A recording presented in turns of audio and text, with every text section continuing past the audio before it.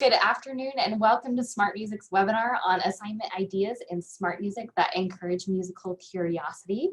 My name is Michaela Graham, Senior Event Specialist for Make Music, and I will be running everything in the background for our session today. Before we get started, I would like to give you all just a couple of housekeeping notes. If you have any questions for our presenter throughout the session, please feel free to drop it in the Q&A box. We will not be answering any questions from the chat box, so it'll be a little easier for us to keep track.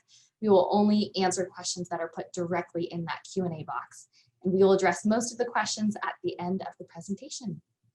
At the very end of the session, we will share a link to the presentation slides, which contains most of the links and resources mentioned in the session for you to reference at a later time. Without further ado, I would like to introduce the presenter for our session today. We have Ted Scalzo, who's a music educator who has conducted wind ensembles, jazz and marching bands, instrumental lessons, and advanced music composition. Throughout his career in public school, he has been an advocate of using technology to enhance and improve student and teacher instructional needs. Mr. Scalzo and his students were featured on the cover of School Band and Orchestra magazine, and the accompanying article outlined how he employed technology both in the classroom and in the concert arena. He is now retired from Bayshore Schools and Hofstra University. Ted is currently a higher ed consultant and clinician for Make Music. He lives in San Antonio, Texas, and performs with several big bands in the area. We are so glad you're able to be with us today, Ted. I'm going to hand the session over to you. So let's get started. Hey, how are you? I'm glad to see so many people here today. This is a wonderful opportunity to share, I hope, with everyone some of the ways I think smart music is a wonderful tool for getting our students into a more creative, exploratory kind of atmosphere. And given the situation we're in with COVID at the current time, I really feel even more strongly about this as that kind of a tool and a way for us to provide for our students a safe place to continue their creative musical growth and to encourage them to utilize whatever time they have available with their instruments and their voice at home to pursue a strong musical outcome. So what I'm going to do is start by sharing a presentation here. So the whole purpose of today's webinar is this. How do you get your students to use smart music in a way that's non-threatening, where they don't feel like it's, oh, you're giving me another homework assignment, and get them to self-evaluate and self-explore. So some of the ideas, basically what I'm going to cover today. One of the tools in smart music that I feel like is underutilized is the comments box. This is a section of the program where you give the student an assignment, and then once they've completed the assignment, the student has a comment box that you could require them to give you feedback, to share information. Ask them to tell you, how did this exercise make you feel? What do you think about the 3 pieces I suggested you listen to? Those kinds of details. It's very open-ended. It doesn't, again, kind of hammer out, okay, I have to do this to get a grade. But it encourages them to do a little bit of exploring, sharing with you their feelings about a particular piece, exercise, whatever it is you do. The other thing that we're going to suggest here today is, and that's to have your students sing. One of the things that I found worked very well for me when I was teaching at Bayshore was to have students sing a part before they were allowed to play it. Specifically with the jazz ensemble, when we're trying to ask them to emulate a style. So once I could get students over the uncomfortable feeling about singing, and just, not grade them on it and say, I just want to hear that you have the phrase. It became somewhat of a normal thing that we did. And as I'm going around the country with universities and schools all across the country, this is one of those areas in smart music that instrumentalists, I think, could use to your benefit. And if you have students that are uncomfortable with singing, you can have them hum. That works well too. Playing one piece and asking them to find another. Lots of open-ended things we could do there. Creating a musical scavenger hunt. All right, we'll talk about that. Utilizing the carousel in smart music as a springboard for more exploration. And SRAL, that's sight reading achievement level. The things that we have in smart music that you could turn into markers for your students in terms of achievement. Some chamber opportunities in here. Some are obvious, some can be modified so that we have a more chamber music pieces available to us. Basics that every teacher and student know that they have to do, but they're not exciting maybe. It's practicing long tones. Well, we've created a few things in smart music now that make those a lot more interesting, and I want to talk about how to take those particular pieces that are in there now and go beyond the written. We'll talk about it. Solos, tons of solo material in here from beginning to advanced levels. You know, you could start off with a particular piece and then ask a student to search for something similar or a polar opposite. Or there's all kinds of possibilities there. We're adding more and more pop music in here, finding it very exciting. I think Helpless from Hamilton's the #1 hit right now. And then intro to improv, whether it be jazz or just learning to hear and make up stuff as you go along. Lots of possibilities there. So let's talk about the comment box. This is what it looks like. When you give an assignment to a student, it's blank.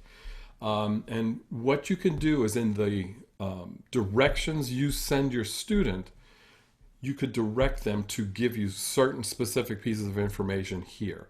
And the idea is to direct them to share back with you the information that you feel is most important, or that just gets them to start listening, let's say, to themselves or to what a style of a piece is like. There's just a lot of possibilities here. It's an open-ended,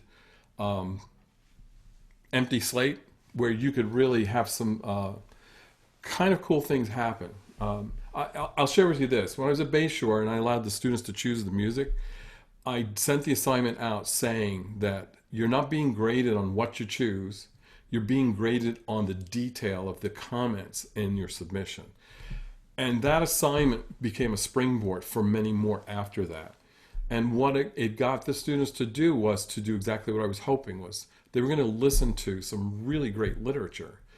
And now when we get into the chairs, you know, and I'm hopeful that we're all going to get back into a rehearsal situation like we're used to, and we sit next to each other, we have this snapshot of what great sounds like. What is blend and balance? What are a really in tune organization sound like when they perform?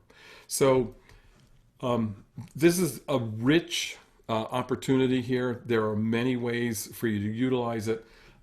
Here's an example of an assignment a student turned in where he shares, I worked hard to get a steady tone and listen to hear if there were any beats in the sound. And I went through all 4 lessons. This was a solo that was assigned to the student. And he practiced through this. There were 4 lessons associated with this, and we'll talk about that in a sec. And students shared, well, I will admit I was much better at the solo after I did those 4 sets of exercises. And then he went on to say, I'm going to send you my best take, and he hopes you'll like it. All right. So we have a dialogue going now between you and the student. And it's not like, yeah, you're sharp, you're flat, you played the wrong note. It's more of this collegial sharing that's going on. And the other thing I'll say is the comments box is a great way to have that first assignment with your students. Again, you're not hitting them with, yeah, this has got to due by a certain date and you're going to get a grade for it and you got to perform, 90% or better. You're asking them to maybe play a little bit, listen to a couple of things, and share back with you what their experience is like. What did they hear? Those kinds of things. So keep that in mind. I think when you're going back to school for the first time, this is a first time you're using SmartMusic, or you haven't used the new version of SmartMusic or whatever. Make those assignments easily attainable, things that are non-threatening, more exploratory, fun. So having your students sing their assignments to you. The benefits of singing, we all know it. It's why when we went to music school, they made us take choir or sight singing. If you can get your students to sing a short portion of an assignment that you're going to have them do, you're going to find they're going to obviously learn it quicker, faster, better. One of the things I did with the jazz ensemble is there was a soli section, and the saxes were having a hard time getting everyone to match phrase and articulation.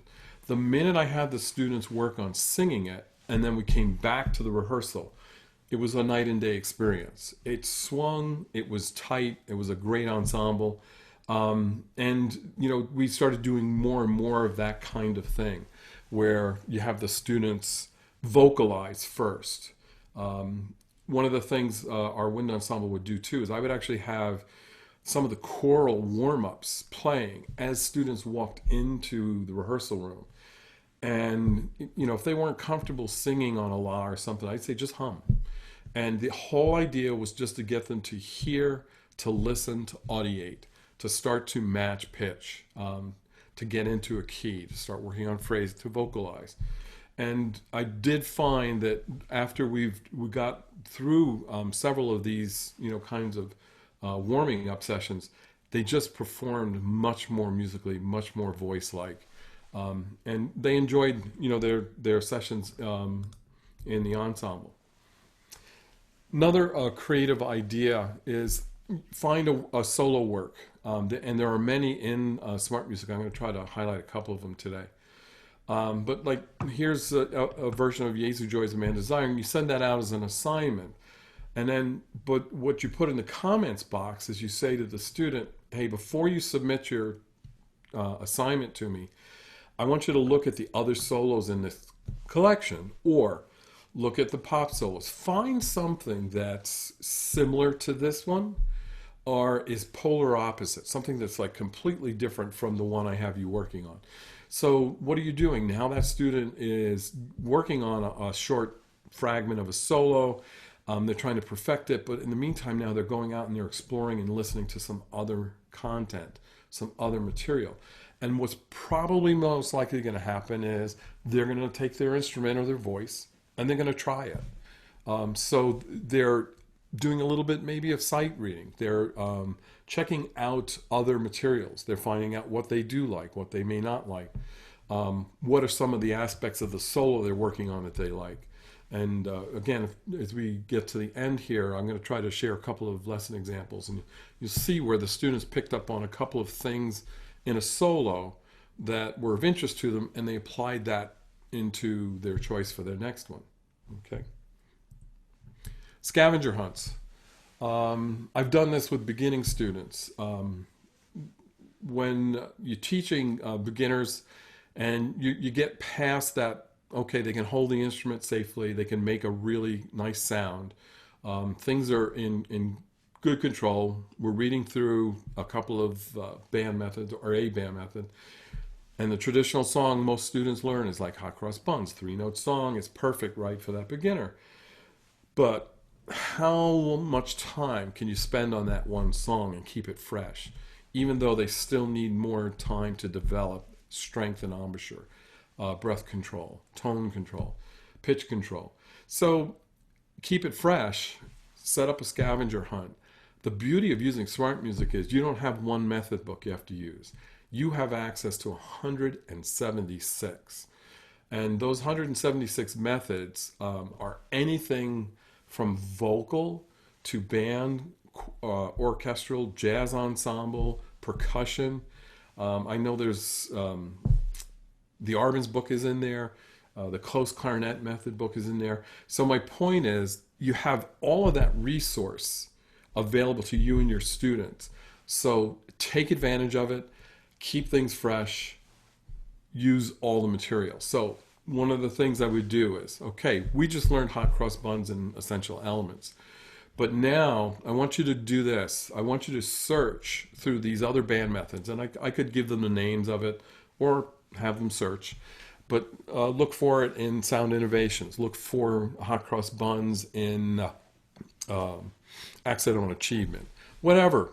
And then go ahead and practice playing those. And then tell me in the comments box, before you send me your final assignment on hot cross buns, tell me what method books you went to. What was the line, by the way? Tell me the number.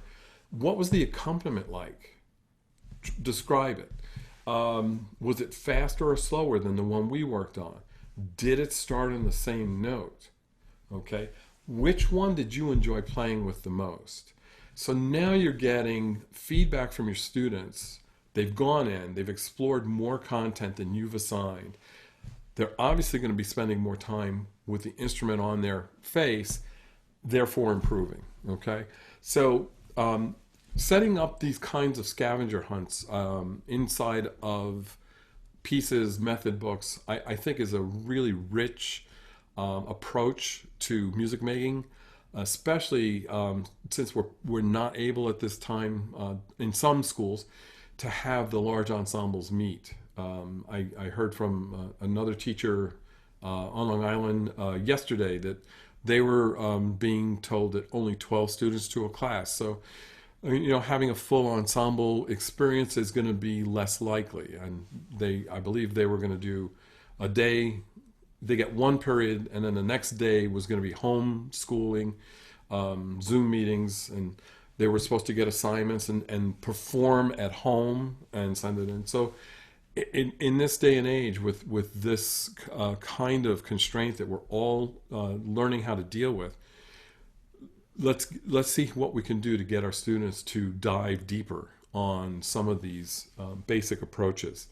And you could do this with anything. I mean, this is just one idea. And as we're going through the webinar, if you have some, pop those in the Q&A. I'm going to pop my email address on at the end and ask that if you have other suggestions, ideas, that you share as well. The carousel in SmartMusic. It might look to us as a shameless ploy for advertising other music. It's actually designed to be an enticing thing for students to explore. And in that carousel, there's a whole bunch of materials, and we'll look at that in just a second. The one that's, I chose to show you here right now is Hamilton, because we have in SmartMusic now several titles under Hamilton, and I think it's Helpless. It's the #1 click right now in SmartMusic from Hamilton. But you could pick one of these carousel titles, any of them, and there's a vast set of resources for you to work with your students to assign a piece, but then encourage further exploration, further practice. So, the obvious thing that I put up here on the slide is, okay, so you assign one of them, but then you say to them, if you play 2 more of the Hamilton titles and share with me, your experience with those, you're going to get an A for this particular lesson. Asking them for feedback, if you send Helpless out, what are the other pieces like? What's your experience like working on these particular Hamilton performances? Again, what you're trying to do is you're trying to give them a set piece to start, but encourage the exploration for them to share back with you what they're learning, what they're exploring, what they're experiencing. Okay, and we'll look at the carousel here in just a minute, and you'll see there's a ton of material there to go ahead and work with. So sight reading achievement. If there's one thing SmartMusic excels at, it's at sight reading. First off, I know you all know this, but anything in SmartMusic can be turned into sight reading. My suggestion is, maybe not put up a concerto for sight reading. Maybe start with 8 bars from a band piece or something out of your method books, Or what's listed up here at the top is this is all the sight reading material that's constructed for Smart Music. The titles that are in green are meant for instrumental. Doesn't mean that you can't use them as vocalists. Vocalists can sing an oboe part. Low voices could sing a bassoon or a trombone part. And then the orange ones were meant for vocalists. Doesn't mean instrumentalists can't use them. So there's a plethora of material here, and you could, if you wanted to, set up achievement levels and say, oh, okay, if you do 4 exercises out of the level 1, and you score, I don't know, 90 or better on those 4 exercises, you've now achieved level 1, you can move up to level 2. Many things, many ways you could construct that. The cool thing that's in Smart Music now, and this is really exciting, is Sight Reading Builder. What was discussed amongst teachers all across the country was, hey, thank you for all this material. Is there any way you could index it or list it as to like what are the parameters, and give us all the details about what this particular line was developed on? And yet the answer is yes, but you're still going to spend time looking at those parameters to try to decide. So the engineers at Smart Music came up with, well, let's make it so you dial in your own sight reading. So if you're new to Smart Music and you haven't checked out Sight Reading Builder, go ahead and look at that. There's a way for you to set up a series of exercises for your students and do exactly what I'm suggesting here, where you start to build a sight reading achievement level for your students. It's pretty exciting. You dial in every parameter that you want, and it will auto-generate. We'll take a look at it here in a second. Chamber music. If you look at your home page, there is small ensemble placard listed there, and I believe there's 72 titles in there. So if you're a brass player, this is huge, because all of the Canadian brass material is in Smart Music. Some of that Canadian brass quintet stuff is written for other instruments. You'll have to take a look at them. They're usually the easy ones, but there is a possibility for you to have some kind of small chamber ensemble work for your students. Next thing I want to talk about is something called the Power of Two. They're duets. They are focused on a jazz idiom, but in terms of developing skills, style, chops, sight reading, they're really well written, excellent, and they also become a springboard for improvisation. They're really great trainings, and you could set up your class where you assign 2 students, and you say, okay, Sally, you play trombone 1, and Sarah, you play trombone 2. And when you guys send me those sound files, I'm going to just drop them into something like GarageBand or Audacity or something and sync them up and then send it back to you so you see what the 2 of you guys sound like playing this duet together. So take a look at that, Power 2. The Suzuki violin books that are in Smart Music. And by the way, there's Suzuki flute, there's Suzuki cello, bass. I think we have the entire Suzuki libraries in there. And what's really interesting right now are the new editions. They're called the International Editions that feature Hilary Hahn. I can tell you firsthand, she has taken that method book and elevated it to a whole new musical experience. So much so, I know there are instrumental teachers that are signing that just as listening. Telling their students, go ahead and practice along with it. Don't worry about an octave. Just do some of those really simple melodies that you hear in there. And if you're a transposing instrument, try to figure out that transposition. The violin duet books that are in there, there's another opportunity for the string players, to work on the duets.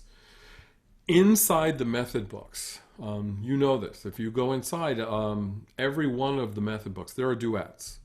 So there's an opportunity for you to work on chamber material with your students inside of some of the method books in SmartMusic. I know Foundations to Superior Performance has some really great intonation and chorale and tuning exercises in there. You could be assigning those to groups of instruments in your ensembles. Also be great for voice, where you're learning to tune thirds, roots, fifths, that kind of thing. And just take a look at those, and see if there's some creative ways you can organize your students and give those assignments out to those students in your groups. All right, so take a look at those. And then this is coming from a band person, but string ensemble. If you look at the string ensemble literature that's in SmartMusic and just assign it to groups of 4 and turn them into quartets, I think that's a wonderful way to develop individual skill levels for your string students, because now it's one on a part, okay? And maybe that string ensemble piece was written obviously for a thicker texture, but to get individuals to perform those works and think of putting it together as a quartet puts the onus on the student of each one of those parts. So another way to get some more chamber material out of SmartMusic than it's actually in there. Okay, this is every group. We want to do chorales, we want to do warm-ups, we want to do long tones, because we know it develops sound and intonation and good tone quality. So the composer of the lo-fi tones and the Attack of the Drones specifically wrote out some warm-up lines that are really long lines, and if your students go in there and do that, they're going to have the experience of playing like a soundtrack to E.T. or to The Magnificent Seven or some other sci-fi cinematic overture. So it's a great experience. They're going to feel like they're inside this film score. They're playing their instrument, and there's these written parts. Well, that's fantastic. Go ahead, please use them. I can tell you right now they're a big hit. I'm getting a lot of feedback that give us more of this. So it's obviously something that people are using, and students are enjoying doing it. But here's where I think you can take it further. So assign something like this, have your students do it for a week or two, and work on their sound quality and all that stuff that we would normally want them to do. But then send out the assignment and say, okay, don't play what's on the screen. Do not read what's there. I want you to just listen and figure out what notes sound cool here. What little motives can you make up that work really great in that cinematic piece? And encourage them to explore their instrument from low to high. So now we've taken that comfortable warm-up long tone thing and said, okay, let's stretch our registers a little bit. Let's stretch our ideas. Try to figure out what scale works with all of that. What notes sound really good and what sound dissonant, and ask them to give you that information in the comments box. Some really fun stuff here. And I can tell you there's going to be more development of these kinds of warm-ups for the future. There are Chris Bernatas, one of our Alfred composers, and he's now in charge of all the band literature and jazz ensemble. He went through and wrote a whole series of individual warm-ups for instrumentalists. Here's another resource in there for you to work on with your students. So just check them out, assign them to your students. Don't be afraid to force them to do them at certain tempi. Like you could obviously do it at the tempo it's written at, but if you think they're going to benefit from doing it at a slower tempo or a faster tempo, change those parameters, or ask them to change them and to write in the comments box. What was your experience? Those kinds of things. So check those out. Attack of the Drones, lo-fi tones, they're in there. I know we're going to be, I think, producing some that are a little more string-centric keys. Right now, I think these are all kind of band-centric flat keys. But there's more stuff coming. All right. We produced it, but I know the guy who wrote these. He had a lot of fun because he wanted to make some of our daily routine stuff really interesting and exciting to do. So check those out. Solos. There's a ton in here. A lot of material to choose from. You're going to find some of the stuff was from the Baroque era and is listed for every instrument. It's going to work better on some instruments than others, all that kind of stuff. The one I want to point out to all of us today is the one, it's Standard of Excellence Festival Solos, Book 1. So here's a really great introduction to solo literature for your students. There's some really simple ones, and they do get a little bit more difficult, but I don't think it's anything that's like scary hard. But there's performance plans. I'll tell you this, there are 4 groups, 4 lessons that have like 8 exercises that you have to do in each one of those. And honestly, you could assign all 4 of those lesson groups to your students. I think if you worked on just one of those, you're going to find already they're going to have better preparation and insight into performing the solo. One of the assignments that was given out to some students that you'll see here in a minute was, okay, after you've performed this intonation exercise that's preparatory for the solo, I'm expecting you to go through and do the performance plan, all 4 lessons. And then when you're done, what I want you to do is tell me, what's the experience? Do you find yourself performing, how is performing this solo for you now versus the first day before you started doing the exercises? That kind of thing, just share with me. And then ask them to look for another solo in this collection that's, again, the same, polar opposite, one that they like. Stuff that they like, I think you're going to find is rewarding for them, and it's going to be for you as well. It's a resource. It's a rich experience where they're motivated. Okay, there's intrinsic inspiration for this. So take a look at that. So that's Performance Plans, Standard of Excellence Festival Solos, Book 1. Okay, and I believe it's for all instruments. One of the carousel items, it's pop solos. There's a ton of pop material in here. Circles, You'll Be Back, Burn, Helpless. We now have a whole Mark Wood thing for you to look at on the string thing. So tons of reward material here, I would say. Exploration. You're still going to get them to practice. They'll still have to work on, playing well, good intonation, right notes, all that good stuff. But it's something that may be of interest to them. And you use it, okay, you do the festival solo and, choose a pop solo that you think is similar to the festival solo. Just some ways to get them to listen and make some choices. Introduction to Improv. Again, there's many options in SmartMusic. If you're an advanced group, I'd point you right away to Peter Erskine's 2 books in there.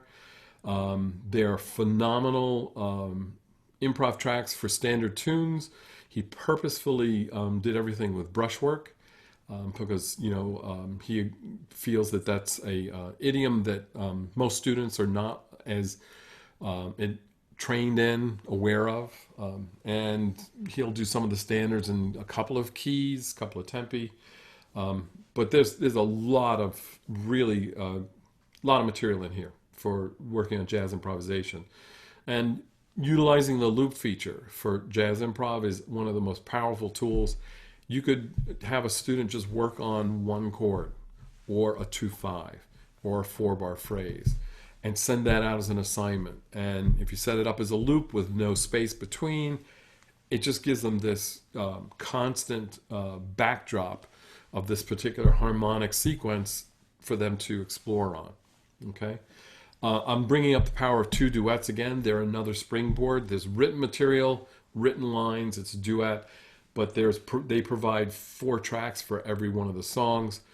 So there's one that's got both duet parts, one that has the first, one that has the second, and then the last that has no one playing. The chord changes are there. So again, it becomes a springboard into this idea of doing improvisation. And you don't have to be in jazz band to do this. This material could be done with any instrument, as far as I'm concerned. Choose stuff that's easily attainable for your students. All right, something that's going to lead to musical growth, fun, and inspiration. That's really the bottom line for all of this.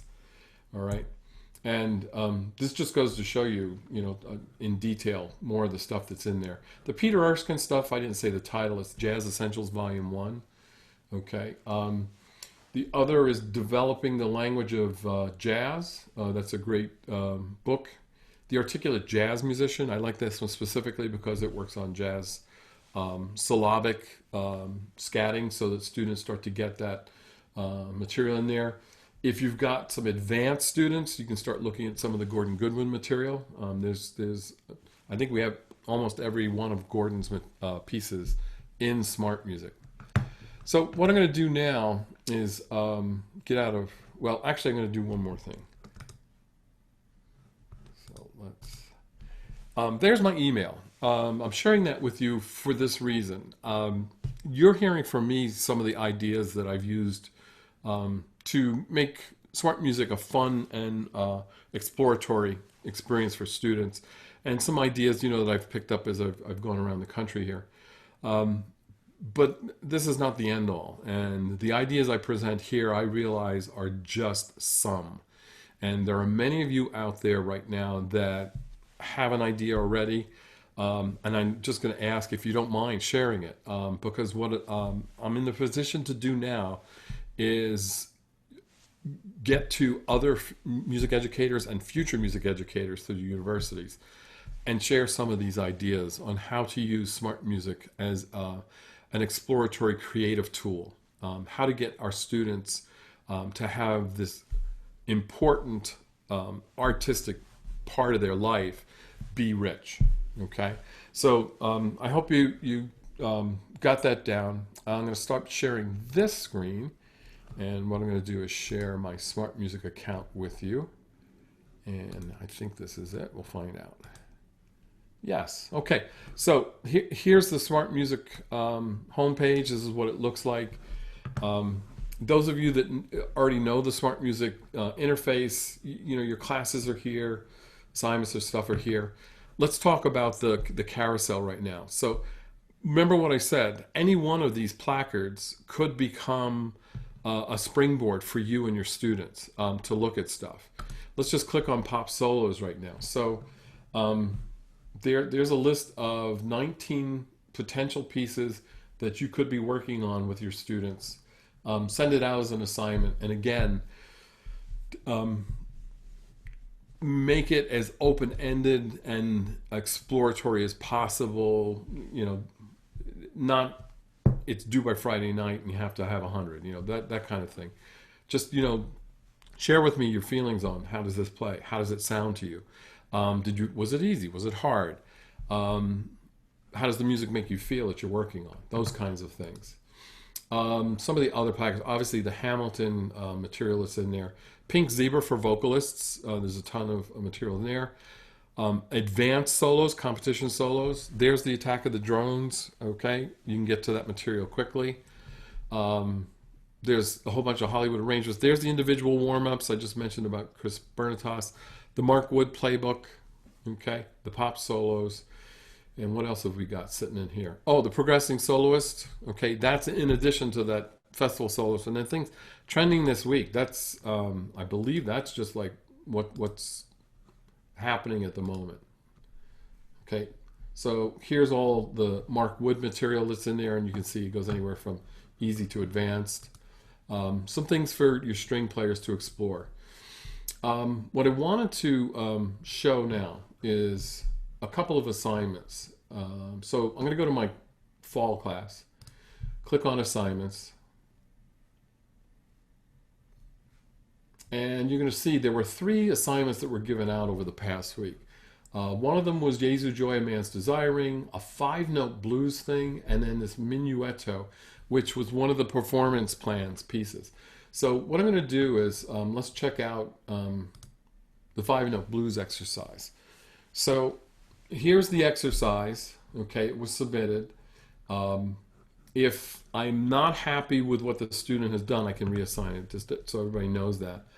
But down here below, I don't know if you can read that. I hope you can. Here is my feedback from my student. Hard. Oh, had a hard time keeping in tune. So much easier on my horn. I was getting 100. Okay, so some important information.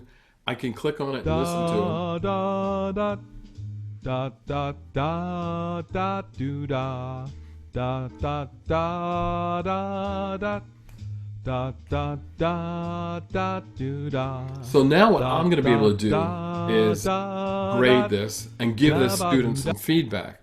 And depending on the feedback I give them, it's going to either stop this exploration at this time, or I can propel them to go further and do more.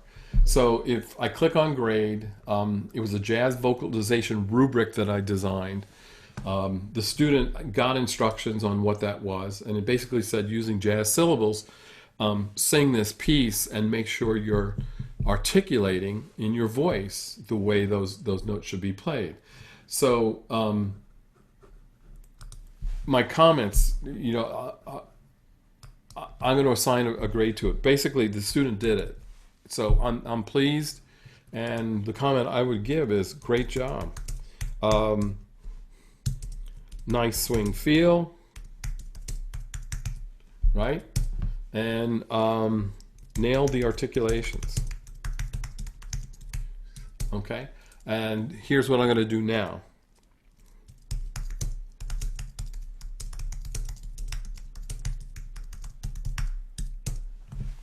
Now go back and play this on your instrument. And then what I'll probably do is create a follow-up exercise where I actually ask the student to go ahead and do that. But there it is, okay? I just gave feedback to my student. By the way, we're not in a classroom. The walls are gone. And it's just me and this student having this shared experience. So I've removed any kind of pressure with the, you know, students sitting next to them and making them feel uncomfortable, okay, or them feeling uncomfortable about how they perform. So it's a win-win. And you heard they were playing with a really good rhythm section. It was tight, you know, it's all good. So there it goes.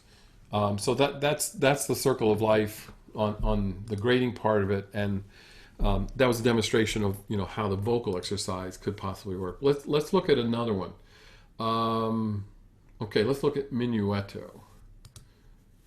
Okay, so this was, I gave them a particular solo, and I assigned one of the assignments of that group of 4 lessons and asked them to work on the other ones, okay?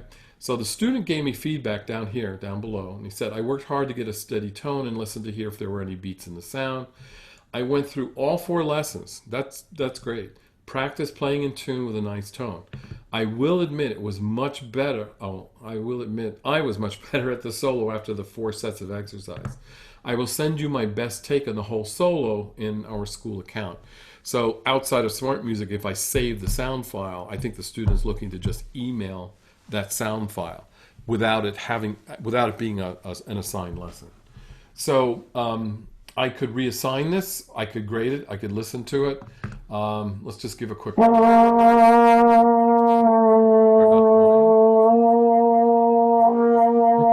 so it sounds like we have pretty good tone, good attack on the first notes.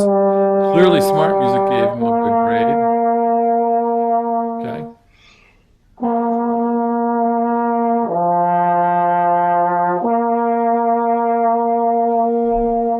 Okay, so it sounds pretty good to me.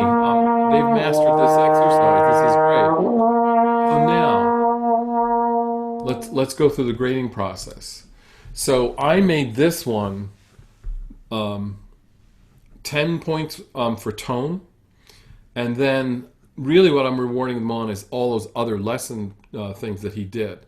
So you know, as far as I'm concerned, you know, he definitely scored a 10 here. And he went through all 4 of those lesson things. And I'm going to be able to tell that, and I'll show you why in a second. And here's going to be my comments. Great job on the intonation exercise. Okay, glad you went through the preparatory lessons, and spelling does count, not predatory. I think that's spelled right. Yeah, all right. And looking forward to hearing the whole solo.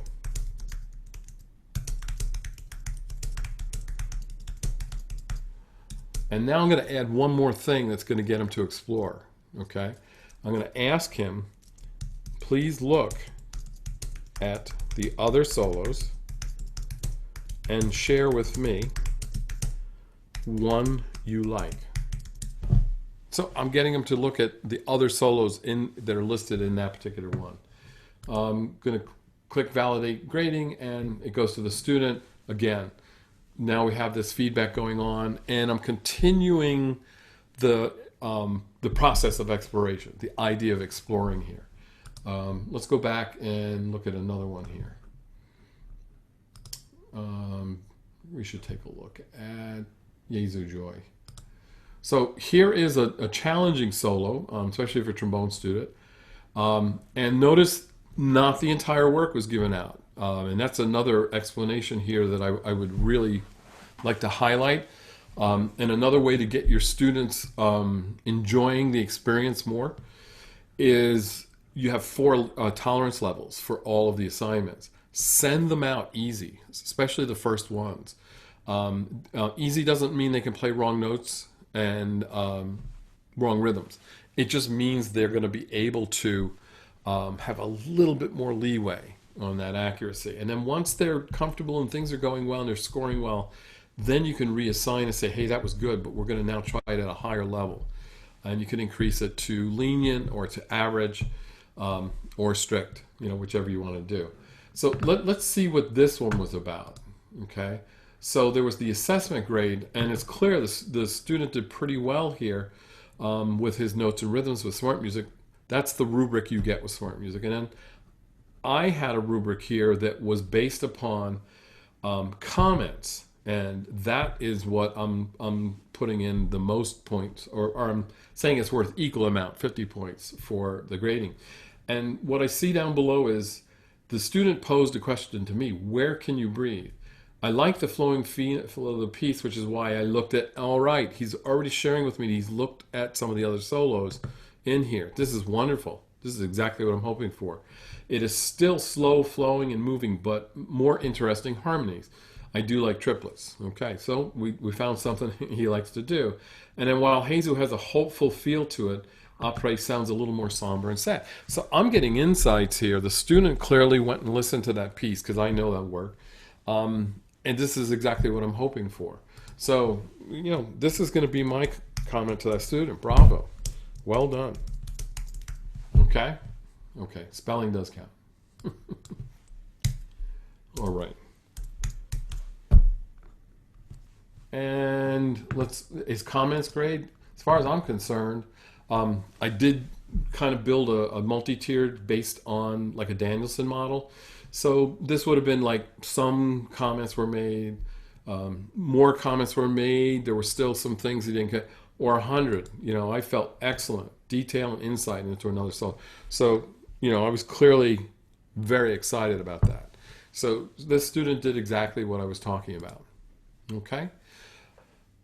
All right. So I see we're close to having 10 minutes to go. I just want to take a look at the drones real quick and to try to share with you what I'm talking about. Okay, we could do it this way too.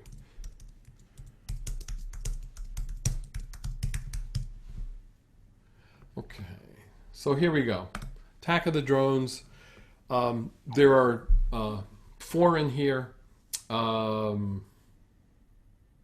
Let's check out this one. So I'm going to open it, and let's do it for bassoon. So your students are warming up, working on their sound, and this is what they're practicing to.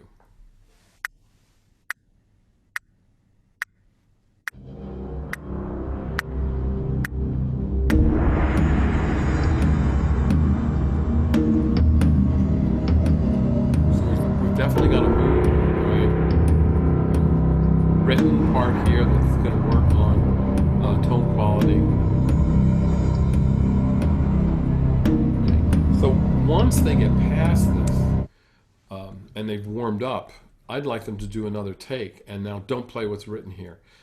Just go through and play different notes on your instrument. Experiment with other long tones. How does it feel, to play a C? Or an F in this particular opening sequence here. What are the tendencies of the notes you play? What scale do you think this is based on? What chord can you play that's in here? So you're getting them to learn about harmonic and melodic material. They're at the same time still working on their tone quality, intonation, but we're exploring a little bit. And one of the things I love about SmartMusic is, this, every fingering's in there, and especially for bassoon. I use the alternate E flats, I think, almost every other day in band rehearsal.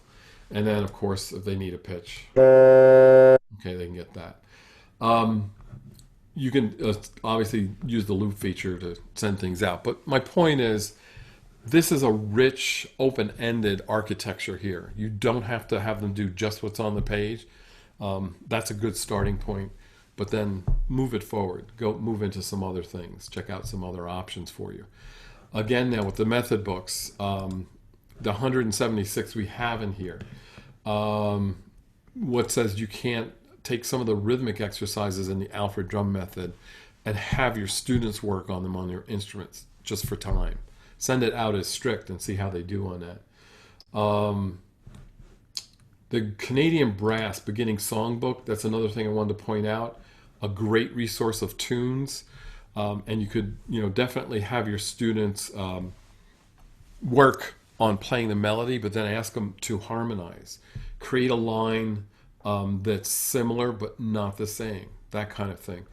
And I did want to take a second before we close out here to talk about this. So Sight Reading Builder, if you haven't seen it, check it out. Okay, there we go. When you open it up, the first thing it's asking you for is, well, what kind of an ensemble or solo instrument you want to do. Let's just use an ensemble for now. And I'm going to use beginning band. So now it's saying, well, what tempo markings? Okay, I think 60 is too slow and 100 is too fast. So let's pull it into those parameters. And I'm going to apply that. Younger students, let's go with 4 to 6 bars in terms of sight reading material. Click apply, and now it's telling me, well, what level do you want to do this at? So I'm going to select level 1, and there you go. That goes out to my entire group. Okay. Some things to know though.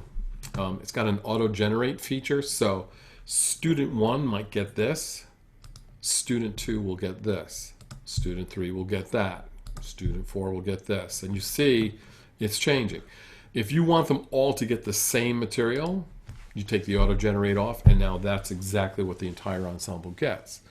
So what you can start to do is create a collection that you build to the different levels. Okay, and I'm going to generate, there's level 2. Let's look at level 4. So you could generate, I don't know, 5 or 6, 10 sight reading examples based upon certain levels that you determine your students need. So things like, okay, we need to be working on different time signatures. At level 2, we're focusing on 3/4.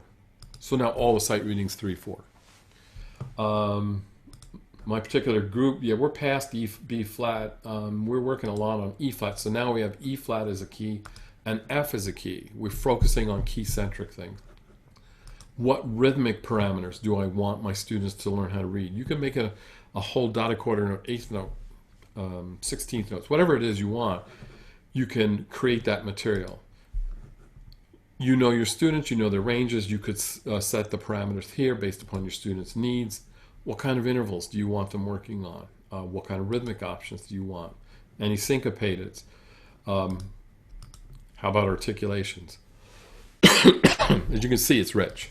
So my point is, instead of going and finding some materials, you can create your own content to meet the needs of you and your students. That's why I think this is a really great way to develop sight reading for your students. All right. So at this time, what I'm going to do is I'm just going to go back to the home screen. And perfect. Are there any questions? We have a whole list of questions. Thank you so Uh-oh. much, Ted. That was awesome. Oh, my pleasure. So before we get to the questions really quick, I'm going to drop some links in the chat for you guys. I want to make sure that you guys have the presentation slide with links for the session. So let me go over to the chat here. I'm going to drop that link in there. And then I also have a survey for the session. If you guys can tell us how we did, if there are any subjects or comments that you can give us, anything that you want to see from us in the future for webinars, that would be great. I'm going to stick that in the chat. And then also, I have a certificate of attendance for today's session if you guys want to use that as well. So just so you guys know, at the very end of that presentation slide, we have links to the SmartMusic website, our blog, where we have resources for educators, especially in with remote teaching and everything going on right now. We have the educator toolkit, which has a bunch of resources for educators in there, as well as SmartMusic Academy, which is a free resource with short lessons to give you tips and tricks for using SmartMusic for your classroom. So that being said, I'm going to go over the Q&A box, not the chat box, and I'll read a couple of questions here for you, Ted. Okay. So Ryan says, I've only used SmartMusic for a little bit with students, and that was in the spring. What's a good way to introduce a middle school age class to the SmartMusic platform, which may be unfamiliar to them? Oh, I think you're muted. What happened? I don't know. I can't hear you. Of course, when we need you to answer questions. Something happened, don't know what. Okay. I'm back. Okay, that's a really, really good question. And it's one that I get asked a lot all around the country. And my suggestion is this. I would send them an assignment of a piece, and possibly a piece, a grade level below what you think they're at, that's interesting, that you think they're going to enjoy playing, and just send the link out and say, I want you to listen to the whole thing, but only play these couple of bars. I will say this, most of the music in SmartMusic has what we call predefined assignments. You may want to choose to send a predefined assignment out, it'll be a small chunk of the piece, and just say to them, explore the piece, and I'm not grading you on your performance. Don't worry about it. Just, go ahead and practice, play it, send me the recording, yeah. But what I'm listening for is, what did you get from working with that particular piece? Or give them a list of 4 pieces. Assign 1, but give them a list of 4 and say, hey, I was thinking you guys might like these particular works for this quarter. Please listen to all 4, and just in the comments box when you do my assignment for this one piece, tell me what you thought of the other 4 pieces. So you're getting them into SmartMusic, and you're getting them to start to search for material. The only caveat to that is if you have a standard subscription, they will only be able to see what you send. So you may have to send 4 assignments and say, these are 4 pieces I'm thinking of doing. I want you to play, the first 8 bars, but the grade is going to be on what you say about the other 4 pieces, or about each one of these pieces. So that you're not getting them to start focusing on, I'm going to get graded on how I sound and how I play right away. You're getting them into using it as a practice tool. The other thing you can do is silly things, like if you're using a method book, and you want them to play line 11 in sound innovations. You can say to them, okay, this is a technical exercise, play it, go ahead. And what I want you to do is I'm sending it out at quarter note equals 60. They wanted you to do it at a quarter note equals 86. I want you to first do it at 60 and then work yourself up to the 86 and then see how fast you can get it and still sound good. Not necessarily get 100 from SmartMusic, but still sound good. So there's all kinds of ways, I think, of onboarding your students in an easy, exploratory way. You could even tell them, when you open your SmartMusic thing, there's something called pop music. Click on it and just, explore those titles. And you could have them just send you an email back telling you what titles they did. The other thing I didn't show you, but you all need to know this, you have analytics. They're built into the application. Anything a student does that you assign them will be in purple. It'll tell you how much time, what day they spent on those exercises or pieces, whatever you assign. And then anything in blue is what you haven't assigned them. So you get this indication of what they're doing in terms of assignment and exploration. That is a real godsend in terms of information. You'll get to learn a lot about your students quickly with that particular setup. I hope that answered your question. All right, we are running out of time here, so let's do one more. Andrea asked, with the pop solos, are they shown on different levels, easier levels in particular? I think when you were showing your screen, you could see what the levels were, right, Ted? Yes, yeah. A lot of the pop tunes, you may find they're not appropriate for beginners. But the thing you can do is you could go into Compose and make a easier version for your students, and maybe not give them the entire work, just give them the first 8 bars, that kind of thing. I didn't talk about Compose at all, but that's another rich resource for you to create material for your students. And I can tell you this, when you make material for them, it makes them feel like $1 million. They feel like, wow, my teacher created my workbook or my piece or my book, whatever it is. I see that everywhere I go. When you write something for your students, there's a buy-in that they genuinely feel. And the good news is, once you've written it, and it'll permanently be in SmartMusic, and you can reuse it as long as you have your SmartMusic account. Awesome. That was a good question. We are past our time, so I'm going to say thank you, Ted, so much for being with us today and sharing all of your tips and tricks. And we will definitely be doing many more of these webinars soon, so I hope you guys are able to join us next time. Thanks again. Have a great afternoon, everyone. Thank you for attending.